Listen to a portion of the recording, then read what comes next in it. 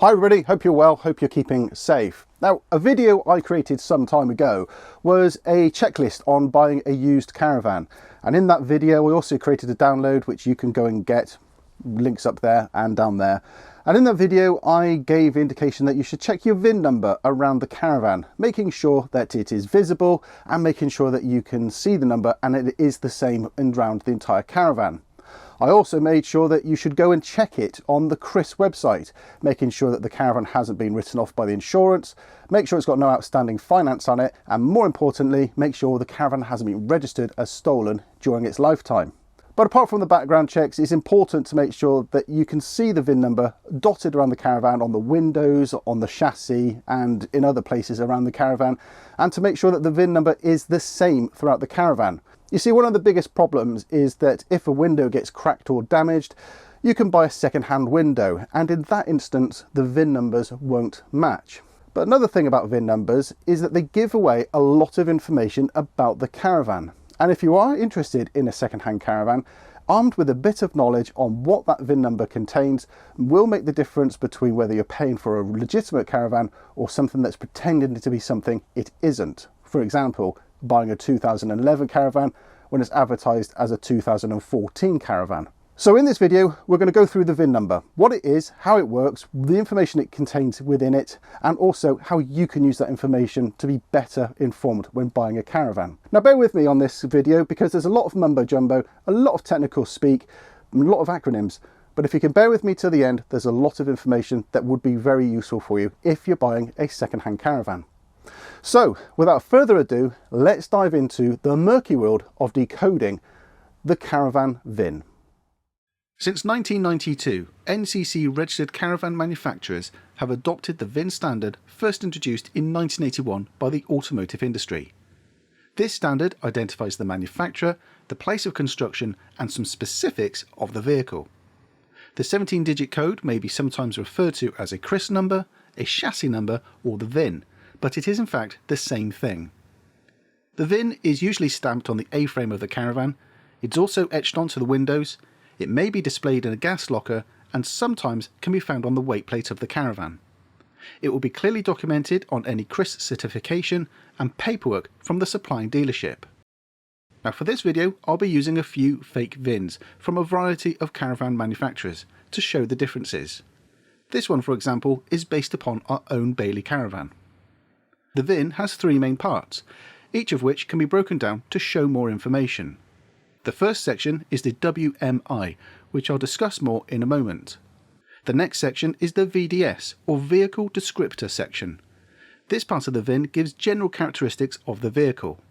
The final section is the Vehicle Identifier section, which gives clear identification of a particular vehicle. All three sections bound together make a completely unique vehicle identification number. So let's get further into what all these numbers actually mean. As previously mentioned, the first three digits conform to the WMI. This is the World Manufacturer Identifier. It's a standard used on motor vehicles and it identifies the region, the country and the manufacturer of the vehicle. The very first character is the region. There are 6 worldwide regions, but the one we're interested in is European countries, including the UK. This means that the leading character will range between S and Z. Caravans built in the UK usually start with an SG, followed by a single digit that represents the manufacturer. In this example, B identifies Bailey as the constructor. If you own a caravan that was built in mainland Europe, you'll see something different. For example, ZY1 shows the country code of Slovenia and manufactured by Adria. Now here's a great way to find out what country your caravan was constructed in.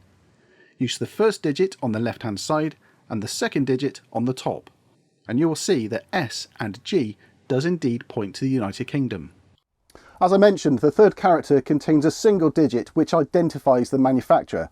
This being a Bailey, it's a B. For Eldis and Buccaneer and Compass and Explorer, all part of the Explorer group, it would be an E.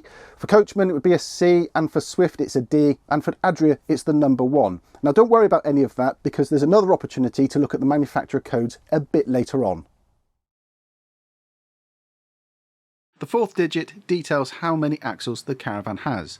This will be either an S or a T. S stands for single axle and T stands for twin axle.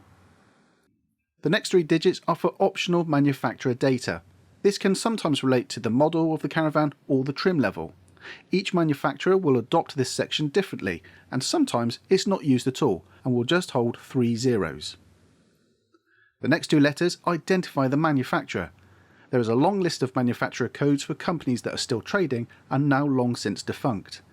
In this example it's a Bailey, so the code will be BY. For Swift it's SW, and for the Irwin-Heimer group it's EX, and this was to originally signify the Explorer group. You may well be asking yourself, why duplicate the manufacturer code? It's already documented in the first 3 characters of the VIN. Well, it's a very good point, and the reason for that, and it's very straightforward once you know. The standard is set up so that a manufacturer in a country can be identified. It would not be impossible to think that one day in the future a company could have multiple factories across multiple locations, and they could be building the same caravan throughout. It also may be that one day in the future, one manufacturer could build a variety of caravans for different companies, a bit like how rebadging technology takes place in the automotive industry right now. The VIN would be able to cater for all of those scenarios, plus 1,000 more, because of the way that it's constructed. It already works extremely well for the automotive industry, and it would work well for the caravan and motorhome industry as well. The 10th digit is the model year encoding. For caravans, this started in 1992 with the letter N, and it can run all the way up to 2029 with the letter X. On screen now shows all the years and their corresponding letters.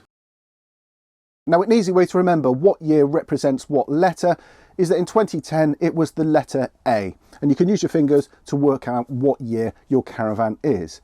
But make sure you don't include the characters I, O or Q. They're not included in any part of the VIN number, but also in the model year encoding, the letters U, Z and the number 0 are not used. Now, a point worth noting here is that the model year goes from the 1st of September and rolls right through to the 31st of August the next year, and it is the model year, not the build year of the caravan. And so you can end up with a situation like us, where this one is a 2019 caravan. It was marked down as the letter K, but actually it was built in 2018. The next 3 characters are for more optional manufacturer information. In this example you can see that it means nothing to you or me, but in this example from Eldis you can see that this VIN relates to a Buccaneer. Finally, you'll see the last 4 digits are in fact a serial number. Again, it's up to the manufacturer on how this sequence works. Right, and there we go, that is the caravan VIN number. Now, do you need to know any of this information? Really? Probably not. There is a couple of takeaways from it though. First of all, the year code. It's really important that the caravan that you're looking at is the year that it was advertised at. What do I mean? Well, some unscrupulous sellers can falsely advertise a caravan for a specific year, when in fact it is another year. And unless you genuinely know what you're looking at, you could be caught out, and the difference would be thousands of pounds worth of value. For instance, the caravan may be a 2014 caravan, advertised at a 2017 model on an advert, and unless you really know what you're looking at, you wouldn't have a clue. So that's one thing to take away from it, and also to use the VIN number to make sure the caravan is the one you're looking at. If you're suspicious about the caravan in any way, shape or form, 2 things. First of all, walk away, but secondly, if you really want to buy that caravan, run it through the CRIS website. It will tell you whether it's an insurance write-off, it will tell you if there's any outstanding finance on it, and it will also tell you if it's ever been registered as stolen. So it's highly worthwhile you going to check out the CRIS information on any caravan that you want to buy. And on top of that, I do recommend that you go to an AWS approved workshop or mechanic and get a pre-purchase inspection on the caravan to make sure that it is exactly what you are buying, and also to make sure that everything is working. Highly recommend that. So there we go. I hope this video has been useful for you. Please do hit the subscribe button, hit the notification icon, and if you can do all of that, then we'll see you next time. Many thanks for watching, everybody. Take care, stay safe, and look, spring is just around the corner now. See you soon. Bye bye.